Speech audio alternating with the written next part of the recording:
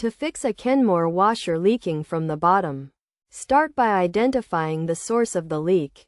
Common causes include a faulty drain pump, clogged drain hose, loose connections, and worn-out gaskets or seals.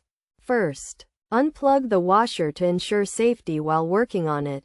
Next, locate the leak by inspecting the bottom of the washer for signs of water damage or mineral deposits.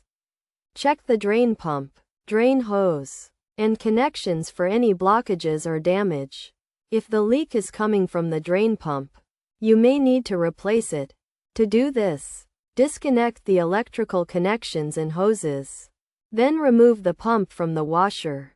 Install a new pump, making sure all connections are secure. If the leak is due to a clogged drain hose, check for kinks or blockages and clear them. Ensure the hose is properly connected to the washer and drain. Loose connections can also cause leaks, so check all hoses and pipes for tightness.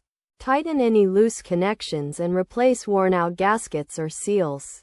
Finally, test the washer by running a cycle to ensure the leak is fixed.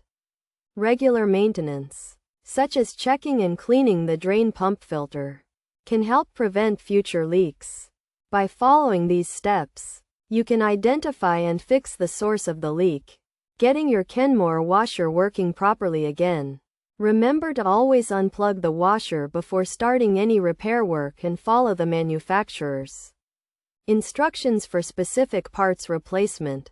This approach will help you diagnose and fix the issue efficiently, saving you time and money. Always prioritize your safety and the longevity of your appliance when performing repairs.